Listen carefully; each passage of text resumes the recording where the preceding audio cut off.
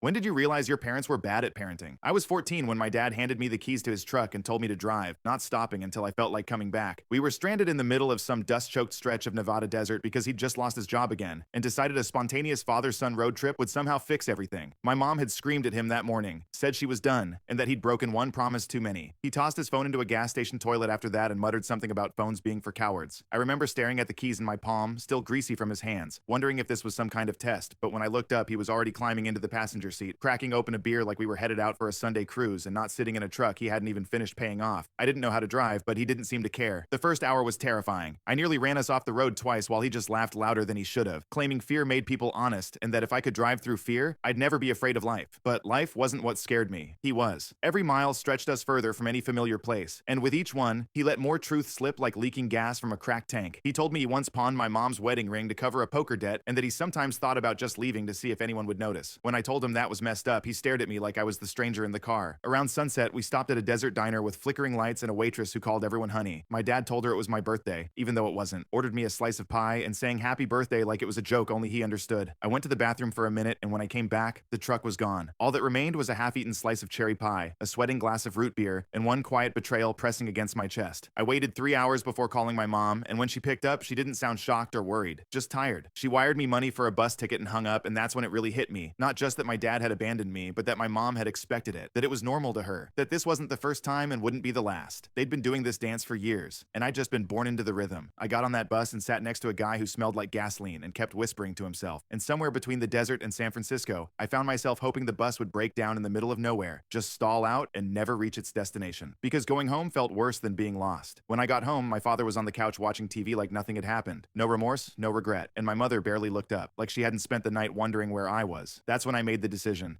I told them I wanted to go to boarding school to meet people who actually acted like parents. They joked about it, thought it was some teenage drama, but I started selling my bike, my Xbox, and took a job delivering newspapers before school. Every afternoon, I stayed late at the library filling out scholarship forms. It took 6 months, but I got in on a full ride and left without saying goodbye. Fast forward 3 years. I was 17 and standing in the school's parking lot after a soccer game, still sweaty, when my dad's truck rolled up out of nowhere. He got out wearing the same stained boots and the same smirk, holding out the keys like nothing had changed. I stared at him for a long time, my heart pounding so hard I could feel it in my teeth, then reached into my bag and handed him my college acceptance letter. It said, Harvard, full scholarship. He read it twice and said nothing. He blinked once, let out this quiet laugh that didn't sound like the old ones, got back in the truck, and drove away without a word. That was the last time I saw him, and now, every time I drive, windows down, music loud, and wind in my face, I think of that moment. How some parents pass down love, others pass down keys, and some of us learn to drive farther.